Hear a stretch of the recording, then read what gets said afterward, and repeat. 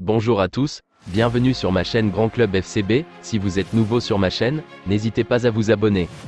Si Kylian Mbappé, 25 ans, a réalisé une prestation de très haute volée contre la Real Sociedad lors de la qualification du Paris Saint-Germain en quart de finale de la Ligue des Champions, 2-1, le FC Barcelone aurait mieux que lui en stock. En Espagne, il n'y en a que pour la star du PSG, encensée de toutes parts et vraie vedette du jour dans les médias.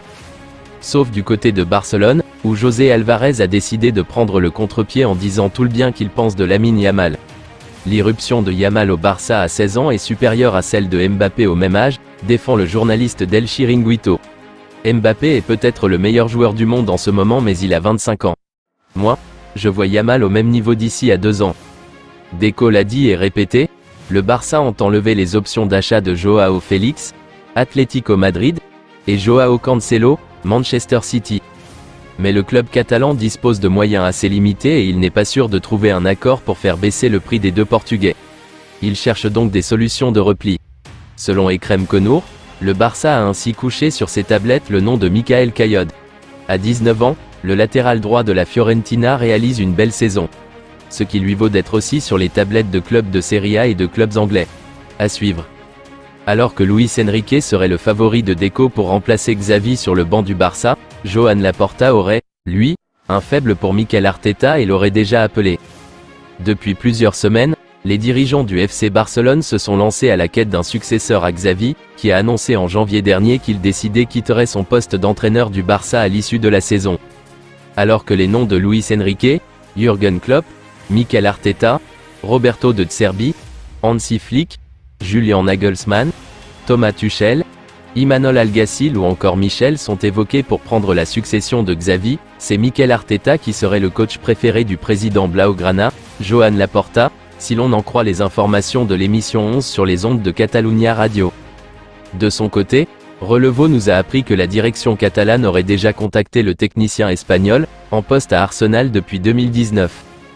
Xavi Hernandez, l'entraîneur du FC Barcelone, a totalement encensé Joan Laporta. Ce n'est un secret pour personne, Joan Laporta et Xavi Hernandez sont très proches. Si ça ne tenait qu'à lui, le président du FC Barcelone aurait conservé son entraîneur la saison prochaine puisqu'il a essayé de le faire changer d'avis. Refus du principal intéressé dont le choix est clair dans sa tête. Ce qui ne l'empêche pas de garder une immense estime pour son président. Laporta est le meilleur président de l'histoire de Barcelone et s'il y a une personne qui peut sortir le Barça de cette situation difficile, c'est bien lui. Le club s'est trouvé dans un moment très difficile et fait du très bon travail. Il est la personne appropriée, a-t-il ainsi expliqué en conférence de presse et dans des propos rapportés par Actualité Barça. En plus Laporta, Xavi a aussi été dithyrambique sur Marc-André Ter Stegen, à côté de Valdés. Ter Stegen est le meilleur gardien de l'histoire de Barcelone, a-t-il ainsi lancé avant d'évoquer le match de demain contre Mallorca. Javier Aguirre obtient beaucoup de performances de son équipe. Mallorca est une équipe solide, forte physiquement, avec de bonnes contre-attaques. Nous avons très bien préparé le match. Nous avons très bien analysé Mallorca, mais ensuite nous devons parler sur le terrain, dans le match, et c'est plus difficile. Nous avons besoin d'être inspirés, comme le jour de Retafe. Javier Aguirre est accessible, sympathique, heureux. C'est une personne formidable et il fait un travail phénoménal. C'est une légende de la Liga et un entraîneur de haut niveau. Une rencontre que les Blaugrana disputeront sans Frenkie de Jong et Pedri, blessés contre l'Athletic Bilbao. Regrettable selon Xavi, la blessure de Pedri est un facteur que nous ne pouvons pas contrôler. Je suis très positif, je lui dis toujours que c'est la dernière, heureusement ce n'est pas aussi grave qu'on le pensait, a-t-il expliqué dans des propos rapportés par Actualité Barça. Il a ensuite poursuivi, maintenant, il n'y a pas beaucoup d'options au milieu. Nous avons Fermin et Gundogan comme vrais milieux de terrain, et à partir de là, nous devons réinventer les positions comme nous l'avons fait avec Christensen et je pense que ça se passe bien avec lui. Nous pouvons essayer Joao Félix, Ferran, Rafinha et Sergi Roberto. Mais ce ne sont pas de vrais milieux de terrain. Malheureusement, nous n'avons pas beaucoup joué avec Frenkie, Pedri, Gavi ensemble. Pas de quoi pour autant l'abattre, lui qui croit toujours à la Liga.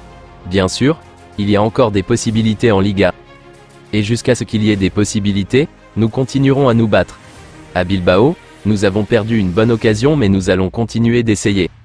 Je crois en ce modèle de jeu, passer à l'attaque, être offensif, avoir le ballon et être protagoniste. On peut changer le système mais jamais le modèle de jeu.